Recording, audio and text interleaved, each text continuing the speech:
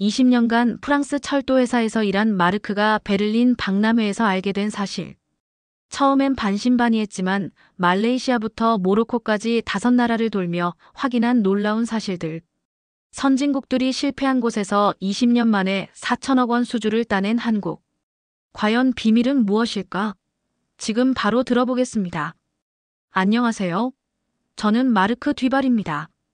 프랑스 파리에서 온 철도 컨설턴트로 20년간 알스톰에서 근무한 경력을 가지고 있습니다.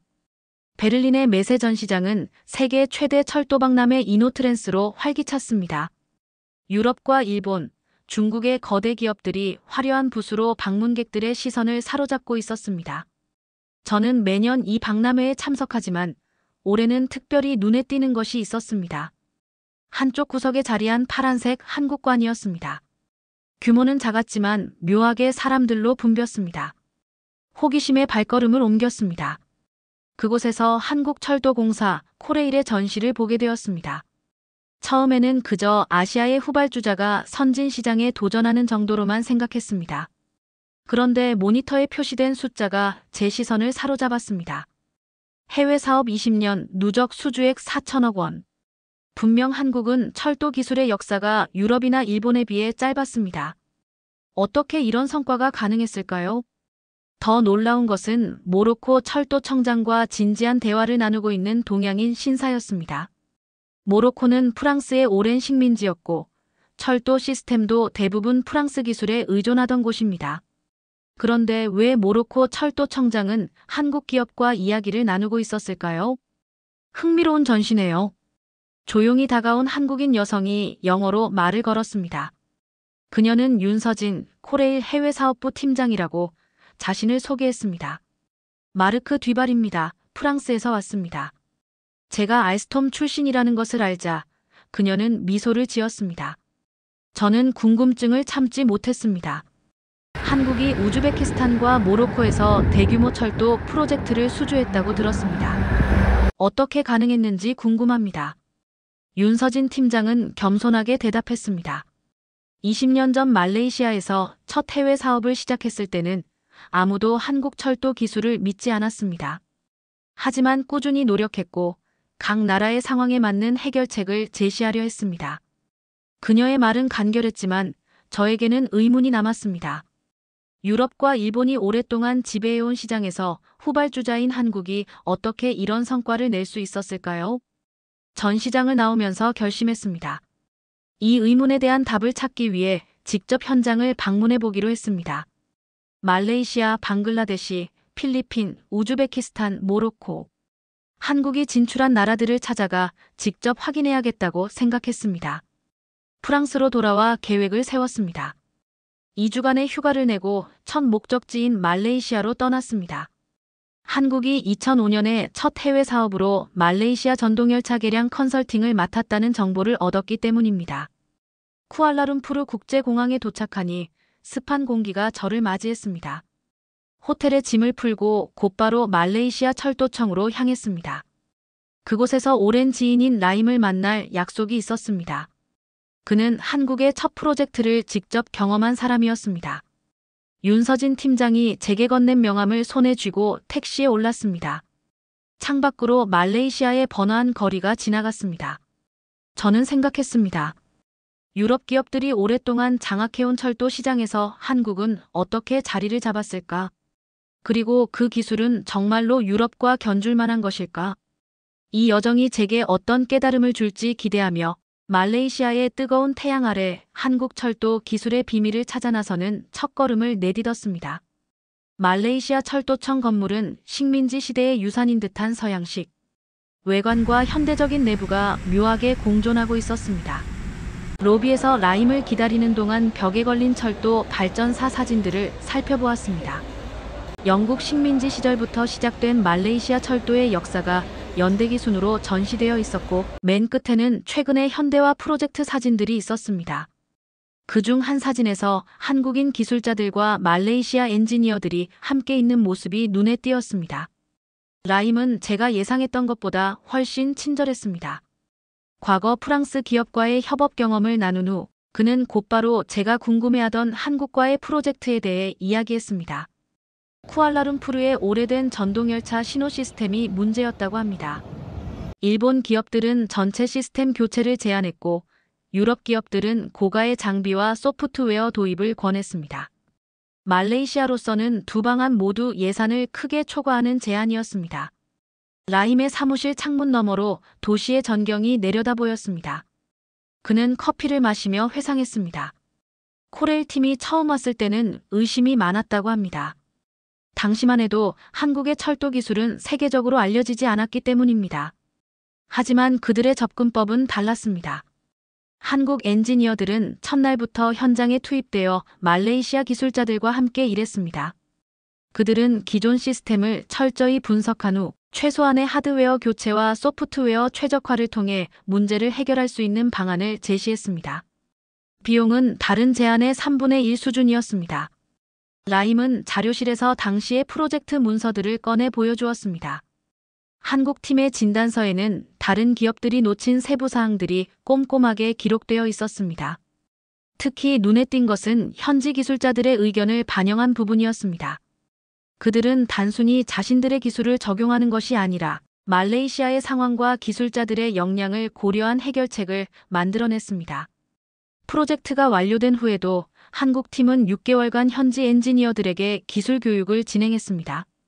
이는 계약에 없던 부분이었지만 그들은 지속 가능한 운영을 위해 필요하다고 주장했습니다. 라임은 이것이 결정적이었다고 말했습니다. 다른 나라들은 기술을 팔고 떠났지만 한국은 지식을 나누었습니다. 철도청을 나와 라임의 안내로 쿠알라룸푸르 중앙역으로 향했습니다. 그곳에서 코레일 팀이 개선한 신호 시스템과 전동열차를 직접 볼 수 있었습니다. 20년 가까이 지났지만 여전히 잘 작동하고 있었습니다. 더 놀라운 것은 말레이시아 기술자들이 이제 자체적으로 시스템을 유지 보수하고 있다는 점이었습니다. 말레이시아에서의 성공 이후 코레일은 방글라데시, 파키스탄, 이집트 등으로 사업을 확장했다고 합니다. 모든 프로젝트에서 그들은 같은 접근법을 유지했습니다. 현지 상황에 맞는 맞춤형 해결책, 실용적인 기술 적용, 그리고 지식 공유입니다. 말레이시아에서 눈치챈 한국철도 기술의 강점에 대한 첫인상이 형성되었습니다. 호텔로 돌아오는 길에 다음 목적지인 방글라데시 다카행 항공권을 예약했습니다. 그곳에서는 코레일이 최근 진행한 메트로 기본 설계와 객차 고도화 사업을 살펴볼 예정이었습니다. 의문의 실마리를 찾아가는 느낌이 들었습니다. 다카 국제공항은 쿠알라룸푸르와는 확연히 달랐습니다. 혼잡하고 시설은 노후했으며 습하고 더운 공기가 피부에 달라붙었습니다. 공항을 빠져나오자 소음과 매연, 그리고 인파가 저를 에워쌌습니다. 방글라데시의 수도는 세계에서 가장 인구 밀도가 높은 도시 중 하나로 그 혼잡함이 첫인상이었습니다. 호텔에 도착하자마자 방글라데시 철도부 차관 파리드와의 미팅 준비를 했습니다. 라임의 소개로 겨우 잡은 귀중한 약속이었습니다. 창밖으로 다카의 거리는 끊임없이 움직이는 인파와 자동차, 릭샤로 가득했습니다. 이런 도시에서 대중교통, 특히 철도 시스템을 구축하는 것은 엄청난 도전일 것이라 생각했습니다. 다음 날 아침, 철도부 건물에 도착했습니다. 영국 식민지 시절의 건축 양식을 간직한 붉은 벽돌 건물이었습니다. 파리드 차관은 50대 중반의 온화한 인상의 남성이었습니다. 그의 사무실은 소박했지만 벽에는 여러 철도 프로젝트의 도면과 사진들이 걸려 있었습니다. 파리드 차관은 방글라데시의 철도 발전 계획에 대해 설명했습니다. 다카 메트로 프로젝트는 극심한 교통 체증을 겪고 있는 도시에 절실히 필요한 것이었습니다. 초기에 그들은 일본, 중국, 인도의 지원을 받아 계획을 세웠지만 기본 설계 단계에서 심각한 문제에 봉착했다고 합니다. 방글라데시의 특수한 지형적 조건 강우량이 많고 지반이 연약하며 인구 밀도가 높은 환경을 고려한 설계가 필요했습니다. 또한 잦은 정전과 제한된 예산도 큰 제약이었습니다. 유럽과 일본 기업들은 그들의 표준 설계를 고수하려 했고 중국은 빠른 구축을 강조했지만 현지 상황에 대한 이해가 부족했습니다. 파리드는 건물 옥상으로 저를 안내했습니다. 도시의 파노라마가 펼쳐졌고 그는 메트로 노선이 지나갈 주요 지점들을 가리켰습니다. 그의 설명에 따르면 코레일이 참여한 기본 설계팀은 처음부터 다른 접근법을 취했습니다. 그들은 2주간 현지 엔지니어들과 함께 도시 전역을 직접 답사하며 교통 패턴, 인구 이동, 지형적 특성을 조사했습니다. 특히 우기에 침수되는 구역과 지반이 약한 지역을 정밀하게 분석했습니다. 설계 사무실로 이동하여 파리드는 여러 도면과 보고서를 보여주었습니다. 한국팀이 제안한 설계는 방글라데시의 현실을 반영하고 있었습니다. 그들은 유럽과 일본의 기술적 엄격함과 중국의 비용 효율성의 장점을 결합한 솔루션을 개발했습니다. 특히 눈에 띄었던 것은 현지에서 조달 가능한 재료를 최대한 활용하고 정전 시에도 최소한의 운행이 가능한 백업 시스템을 포함한 점이었습니다. 더욱 인상적이었던 것은 객차 고도화 사업이었습니다. 노후된 객차를 완전히 교체하는 대신 코레일은 기존 차량을 개조하는 방안을 제시했습니다. 이는 비용을 절감할 뿐 아니라 방글라데시 기술자들이 참여하여 기술을 배울 수 있는 기회를 제공했습니다. 파리드는 현지 워크숍으로 저를 안내했고 그곳에서 한국 엔지니어들과 방글라데시 기술자들이 함께 일하는 모습을 볼 수 있었습니다. 워크숍 한편에는 교육 공간이 마련되어 있었습니다. 코레일은 프로젝트의 일환으로 3년간의 기술 교육 프로그램을 운영하고 있었습니다. 파리드에 따르면 이것이 그들이 한국을 선택한 결정적인 이유였습니다. 다른 나라들은 완성된 제품과 시스템을 제공했지만 한국은 방글라데시가 자체적으로 유지보수하고 발전시킬 수 있는 역량을 키워주는데 중점을 두었습니다. 다카의 혼잡한 거리를 다시 걸으며 저는 말레이시아에서 발견한 패턴이 여기서도 반복되고 있음을 깨달았습니다. 한국의 접근법은 단순히 기술을 판매하는 것이 아니라 각 나라의 특수한 상황과 필요에 맞춘 솔루션을 개발하고 지식을 공유하는 것이었습니다. 이것이 선진국들과의 경쟁에서 한국이 우위를 점할 수 있는 비결이었을까요? 필리핀 마닐라로 향하는 비행기 안에서 저는 방글라데시에서 본 것들을 정리했습니다. 다음 목적지에서는 코레일이 최근 우선 협상 대상자로 선정된 MRT7 운영 및 유지보수 사업을 살펴볼 예정이었습니다. 점점 더 많은 퍼즐 조각들이 맞춰지는 느낌이 들었습니다. 마닐라에 도착하자 방글라데시와는 또 다른 풍경이 펼쳐졌습니다. 높은 빌딩들과 현대적인 쇼핑몰이 즐비했지만 교통체증은 다카보다도 심했습니다. 공항에서 호텔까지 가는 길에만 2시간이 넘게 걸렸습니다. 택시기사는 이것이 마닐라의 일상이라고 말했습니다. 바로 이런 상황이 필리핀이 새로운 대중교통 시스템을 절실히 필요로 하는 이유였습니다. 호텔에 도착해 짐을 풀고 창밖을 내다보니 도로는 차량으로 가득했고 사람들은 그 틈에서 위험하게 길을 건너고 있었습니다. 내일은 필리핀 교통부 장관 마누엘을 만날 예정이었습니다. 그는 코레일이 우선 협상 대상자로 선정된 MRT7 운영 및 유지보수 사업의 최종 결정권자였습니다. 다음 날 아침 마닐라의 더운 날씨 속에서 교통부 건물로 향했습니다. 현대적인 유리 건물이었지만 주변은 여전히 혼잡했습니다. 건물 내부는 시원했고 사람들이 분주하게 오가고 있었습니다. 마누엘 장관은 예상보다 젊고 활기찬 사람이었습니다. 그는 영어를 유창하게 구사했고 필리핀의 교통 문제를 해결하려는 열정이 느껴졌습니다. 그의 사무실에는 마닐라 교통망 지도가 벽 한쪽을 차지하고 있었고 다른 쪽에는 MRT7 프로젝트 모형이 전시되어 있었습니다. 마누엘 장관은 필리핀의 교통 상황에 대해 솔직하게 이야기했습니다. 마닐라는 세계에서 교통체증이 가장 심한 도시 중 하나였고 기존 대중교통 시스템은 수요를 감당하지 못하고 있었습니다. MRT7은 북부 지역과 도심을 연결하는 중요한 노선으로 매일 수십만 명의 통근자들에게 영향을 미칠 것이었습니다. 흥미로웠던 것은 운영 및 유지보수 사업에 일본, 중국, 싱가포르 등 쟁쟁한 경쟁자들이 있었다는 점이었습니다. 그런데 왜 필리핀은 한국을 선택했을까요? 마누엘 장관의 설명은 간단했습니다. 한국의 서울 지하철은 마닐라가 직면한 문제와 유사한 상황에서 성공적으로 운영되고 있었습니다. 높은 인구 밀도, 복잡한 도시 구조, 다양한 사회경제적 계층의 이용자들. 무엇보다 코레일은 현지 인력 중심의 운영 모델을 제안했습니다. 이는 필리핀인들에게 일자리를 제공하고 장기적으로 기술을 이전하는 방식이었습니다. 장관의 안내로 MRT7 프로젝트 현장 사무소를 방문했습니다. 그곳에서 코레일 담당자와 필리핀 엔지니어들이 함께 일하는 모습을 볼 수 있었습니다. 한국 팀은 기술적인 지도를 제공하고 필리핀 인력은 현지 상황에 대한 이해를 바탕으로 의견을 제시하는 협력 구조였습니다. 특히 눈에 띈 것은 코레일이 제안한 교육 프로그램이었습니다.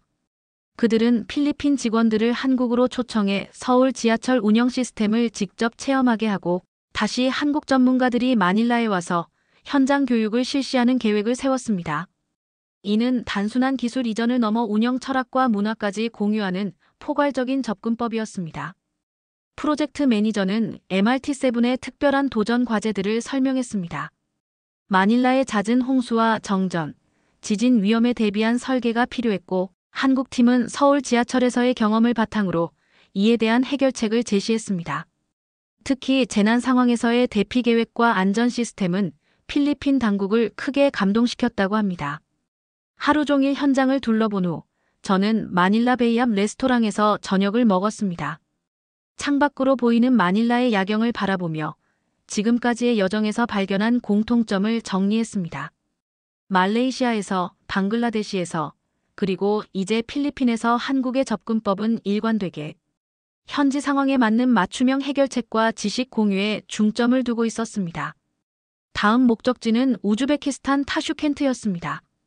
중앙아시아의 고속철도 프로젝트는 한국 철도 기술의 또 다른 면모를 보여줄 것이라 기대했습니다.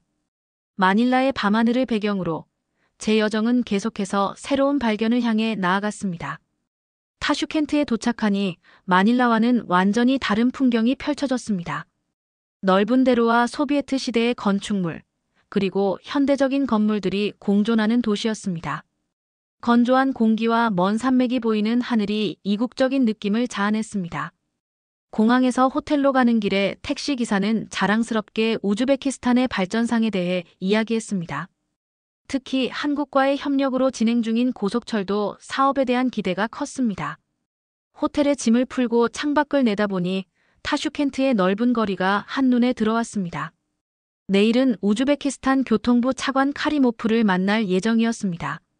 그는 한국의 고속철도 기술 도입을 적극 지지한 인물이었습니다. 다음 날 아침, 타슈켄트의 맑은 하늘 아래 교통부 건물로 향했습니다.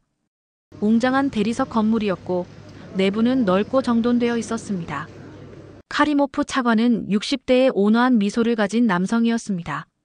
그의 사무실 벽에는 타슈켄트와 사마르칸트를 연결하는 고속철도 노선도가 걸려 있었습니다. 카리모프 차관은 차를 마시며 우즈베키스탄의 철도 발전 계획에 대해 이야기했습니다. 실크로드의 중심지였던 우즈베키스탄은 다시 한번 아시아와 유럽을 잇는 교통의 요충지가 되기를 원했습니다. 그런데 왜 많은 선택지 중에서 한국의 기술을 선택했을까요? 카리모프의 설명은 놀라웠습니다. 러시아와 중국은 기술 제공과 함께 정치적 영향력을 행사하려 했고 유럽 기업들은 비용이 너무 높았다고 합니다. 반면 한국은 순수한 기술 협력을 제안했고 우즈베키스탄의 상황에 맞게 조정할 수 있는 유연성을 보여주었습니다.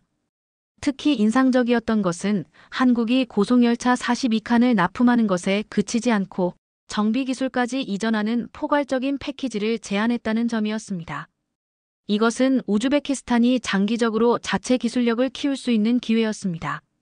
카리모프의 안내로 타슈켄트 기차역과 인근에 건설 중인 고속철도 차량기지를 방문했습니다. 그곳에서 한국에서 온 고속열차의 첫 편성을 볼 수 있었습니다. 파란색과 은색이 조화된 현대적인 디자인의 열차였습니다. 코레일 기술팀과 우즈베키스탄 엔지니어들이 함께 열차를 점검하고 있었습니다. 차량기지 내 교육센터에서는 우즈베키스탄 기술자들이 한국 전문가들로부터 고속열차 정비법을 배우고 있었습니다. 통역사를 통해 설명이 오갔지만 실습 과정에서는 언어의 장벽을 넘어 손짓과 시범으로 소통하는 모습이 인상적이었습니다. 현장 책임자는 타슈켄트에서 사마르칸트 노선의 특별한 도전 과제들을 설명했습니다. 일부 구간은 사막 지형을 통과해야 했고 극심한 온도, 변화와 모래바람에 대비한 설계가 필요했습니다. 한국 팀은 우즈베키스탄의 지형과 기후에 맞게 열차와 선로 시스템을 조정했습니다. 특히 한국에서 개발한 방진 기술과 열차 냉각 시스템은 사막 환경에 적합하게 개선되었습니다. 오후에는 타슈켄트와 사마르칸트 노선의 일부 구간 공사 현장을 방문했습니다. 넓은 사막 한가운데 철도 선로가 놓여가는 광경이 장관이었습니다. 공사 현장에서는 한국과 우즈베키스탄 엔지니어들이 함께 문제를 해결하고 있었습니다. 한국 측 책임자는 현지 작업자들의 의견을 존중하고 적극적으로 수용하는 모습을 보였습니다. 하루 일정을 마치고 타슈켄트의 전통시장을 거닐면서 저는 이제까지의 여정에서 보았던 한국 철도 기술의 공통점을 더 명확하게 이해하게 되었습니다. 그것은 단순히 뛰어난 기술력뿐만 아니라 각 나라의 상황에 맞게 기술을 조정하는 유연성, 그리고 지식을 공유하여 파트너 국가가 자립할 수 있도록 돕는 철학이었습니다. 타슈켄트의 별이 빛나는 밤하늘 아래, 저는 마지막 목적지인 모로코로 향하는 비행기 표를 예약했습니다. 아프리카에서 한국 철도 기술은 또 어떤 모습으로 자리 잡고 있을지 기대되었습니다. 특히 프랑스의 영향력이 강한 모로코에서 한국이 어떻게 입지를 다졌는지 저는 프랑스 사람으로서 더욱 궁금했습니다. 모로코 카사블랑카에 도착하자 북아프리카의 독특한 분위기가 저를 맞이했습니다. 프랑스와 아랍 문화가 섞인 건축물들, 좁은 골목과 넓은 대로가 공존하는 도시였습니다. 공항에서 호텔로 가는 길에 지중해의 푸른 바다가 보였고 멀리 아틀라스 산맥의 실루엣이 드러났습니다. 택시기사는 2030년 월드컵을 앞두고 모로코가 빠르게 변화하고 있다며 자랑스러워했습니다. 특히 새로운 철도 프로젝트가 교통혁명을 가져올 것이라고 기대했습니다. 호텔에 도착해 짐을 풀고 창문을 열자 카사블랑카의 활기찬 거리 소리가 들려왔습니다. 내일은 모로코 철도청장 하산을 만날 예정이었습니다. 프랑스계 기업들이 오랫동안 지배해온 모로코. 철도 시장에 한국이 진출했다는 소식은 제게 가장 놀라운 부분이었습니다. 다음 날 아침 카사블랑카의 따뜻한 햇살 아래 모로코 철도청으로 향했습니다. 건물은 프랑스 식민지 시대의 양식과 전통적인 모로코 디자인이 혼합된 아름다운 구조였습니다. 내부는 현대적으로 꾸며져 있었고 벽에는 모로코 철도의 역사를 보여주는 사진들이 걸려 있었습니다.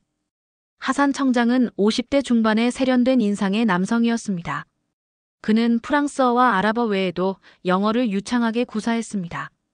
그의 사무실에는 2030 월드컵 개최 도시들을 연결하는 철도 노선도가 전시되어 있었습니다.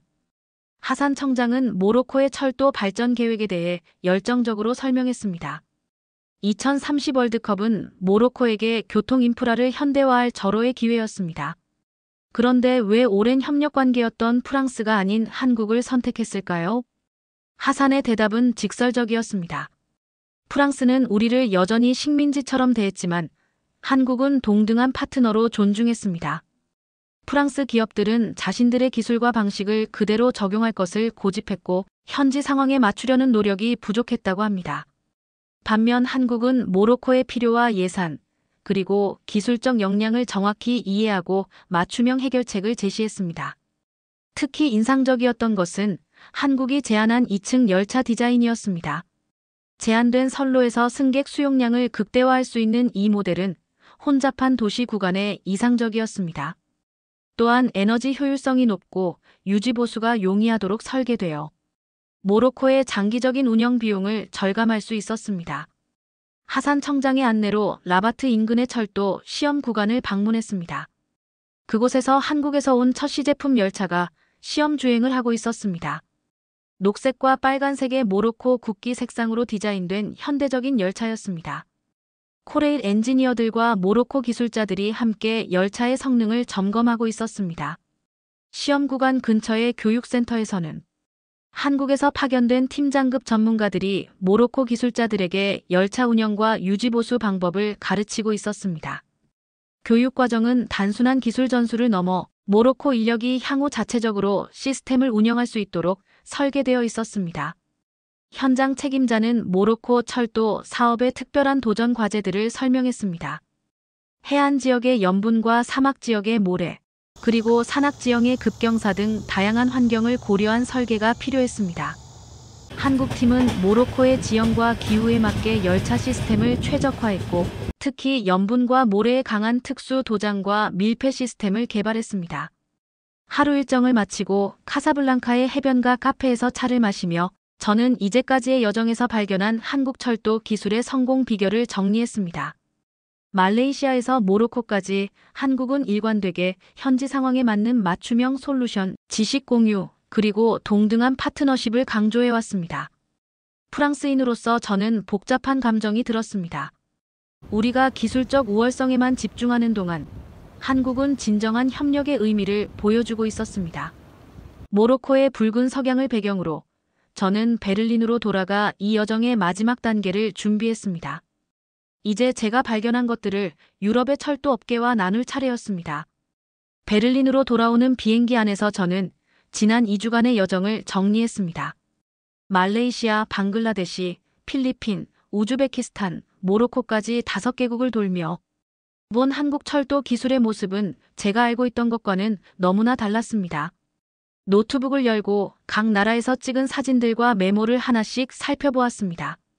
이제 이 모든 것을 유럽철도협회에서 발표할 준비를 해야 했습니다. 베를린에 도착한 날은 마침 이노트랜스 박람회의 마지막 날이었습니다. 피곤함을 무릅쓰고 전시장으로 향했습니다. 이번에는 다른 시선으로 한국관을 방문했습니다.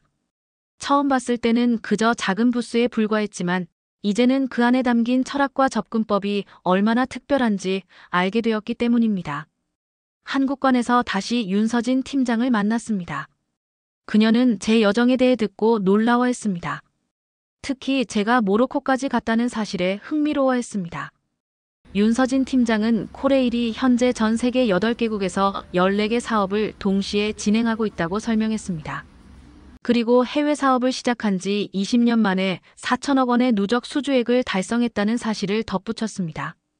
다음 날 아침 베를린 시내 컨퍼런스 센터에서 유럽철도 협회 연례 세미나가 열렸습니다. 저는 세계 철도 시장의 새로운 트렌드라는 주제로 발표를 준비했습니다. 청중석에는 유럽 각국의 철도 전문가들과 산업계 리더들이 앉아 있었습니다. 그 중에는 제 전 직장 동료들도 있었습니다. 발표를 시작하며 저는 지난 2주간의 여정을 간략히 소개했습니다. 말레이시아에서 본 창의적인 신호 시스템 해결책, 방글라데시의 맞춤형 메트로 설계, 필리핀의 현지 인력 중심 운영 모델, 우즈베키스탄의 기술 이전 프로그램, 그리고 모로코의 2층 열차 디자인까지. 각 사례는 한국 철도 기술의 다양한 면모를 보여주었습니다. 청중들은 처음에는 의아한 표정이었지만 점차 관심을 보이기 시작했습니다. 특히 프랑스의 영향력이 강한 모로코에서 한국이 사업을 수주한 사례는 많은 질문을 불러일으켰습니다. 저는 한국 철도 기술의 성공 비결을 3가지로 정리했습니다. 첫째, 현지 상황에 맞는 맞춤형 솔루션. 둘째, 기술 판매를 넘어선 지식 공유와 교육. 셋째, 동등한 파트너십 구축. 이러한 접근법이 왜 개발도상국들의 마음을 사로잡았는지 설명했습니다. 특히 강조한 것은 한국만의 독특한 장점이었습니다. 한국은 불과 몇십 년 만에 철도 기술을 받아들이는 나라에서 수출하는 나라로 변모했습니다. 이런 경험이 개발도상국들과 공감대를 형성하는 데 도움이 되었고 그들의 필요와 상황을 더 잘 이해할 수 있게 했습니다. 또한 코레일의 조직적 강점도 언급했습니다. 국내와 프랑스 등 4개의 해외 지사에 배치된 80명의 해외 사업 전문 인력, 그리고 국내 정비단과 차량 사업소의 6,100여 명의 유지보수 전문 인력이 만들어낸 코리아 철도원팀 모델의 효과를 강조했습니다. 발표가 끝난 후 많은 질문이 쏟아졌습니다. 유럽 기업들이 어떻게 대응해야 하는지, 한국의 접근법에서 배울 점은 무엇인지 등 진지한 토론이 이어졌습니다. 몇몇 동료들은 처음에는 불편한 표정이었지만 점차 현실을 인정하는 모습이었습니다. 세미나가 끝난 후 저는 베를린의 한 카페에서 생각에 잠겼습니다. 창밖으로 베를린의 현대적인 건물들과 역사적인 유적이 공존하는 풍경이 펼쳐졌습니다.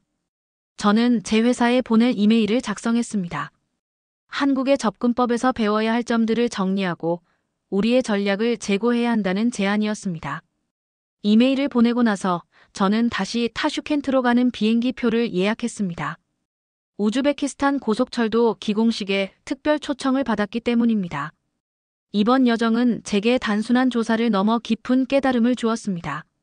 세계 철도 시장의 새로운 강자는 단순히 뛰어난 기술을 가진 국가가 아니라 진정한 파트너십을 제공할 수 있는 국가라는 것을. 그리고 한국이 바로 그런 나라였습니다.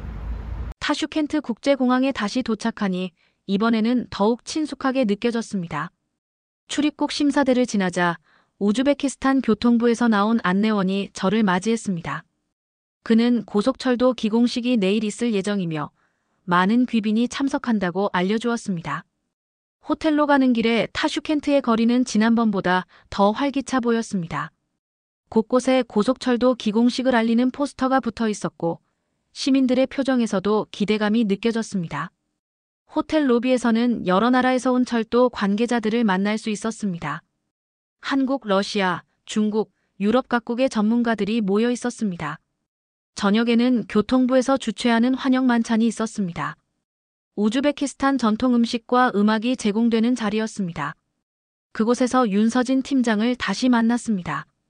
그녀는 한국 대표단과 함께 참석했고 저를 보자 반갑게 인사했습니다. 베를린에서의 제 발표 소식을 들었다며 그런 관심에 감사하다고 말했습니다. 다음 날 아침 맑은 하늘 아래 타슈켄트와 사마르칸트를 잇는 고속철도 기공식 장소로 향했습니다. 넓은 들판에 마련된 행사장에는 커다란 천막과 무대가 설치되어 있었고 한국과 우즈베키스탄 국기가 나란히 걸려 있었습니다. 수백 명의 관계자와 지역 주민들이 모여 있었습니다. 기공식은 우즈베키스탄 대통령의 연설로 시작되었습니다. 통역을 통해 들은 내용은 이 고속철도가 단순한 교통수단을 넘어 우즈베키스탄의 새로운 발전과 국제적 위상을 상징한다는 것이었습니다. 특히 한국의 기술력과 협력 정신에 대한 감사의 말이 여러 차례 언급되었습니다. 이어서 한국 대표단장의 연설이 있었습니다. 그는 이 프로젝트가 양국 간의 우정과 신뢰를 바탕으로 하며 단순한 기술 이전을 넘어 우즈베키스탄의 철도 산업 발전에 기여하겠다는 약속을 전했습니다. 상징적인 첫 삽을 뜨는 순간 축하의 박수와 환호성이 울려 퍼졌습니다. 우즈베키스탄 전통음악과 춤 공연이 이어졌고 한국의 문화 공연도 진행되었습니다. 서로 다른 문화가 어우러지는 모습이 인상적이었습니다.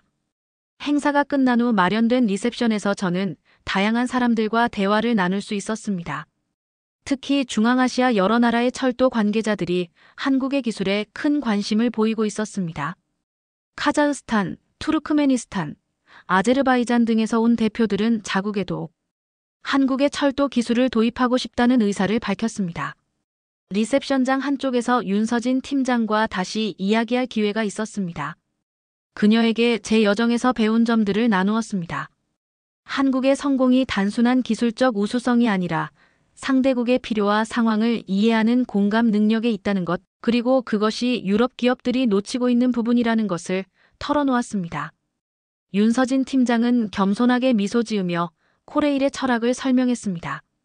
한국도 한때는 철도 기술을 배우는 입장이었기에 개발도상국의 상황과 필요를 더 잘 이해할 수 있다는 것이었습니다.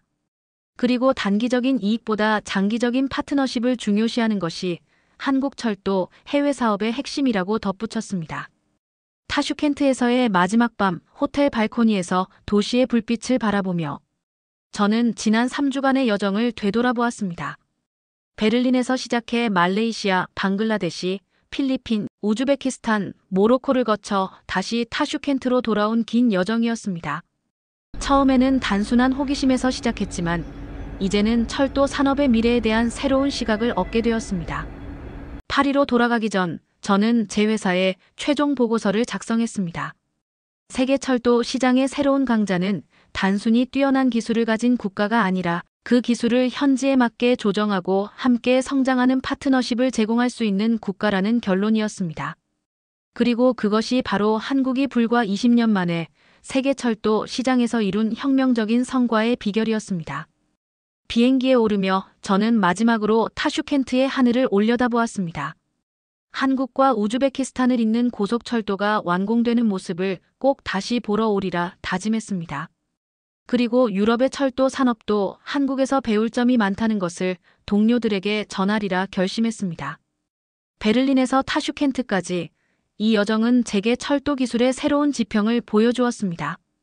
오늘 사연은 여기까지입니다. 유럽 전문가가 본 한국 철도 혁명 스토리 어떠셨나요? 여러분의 의견을 댓글로 남겨주세요. 지금까지 감동 스팟에서 사연 전해드렸습니다. 사연이 마음에 드셨다면 좋아요와 구독 부탁드립니다.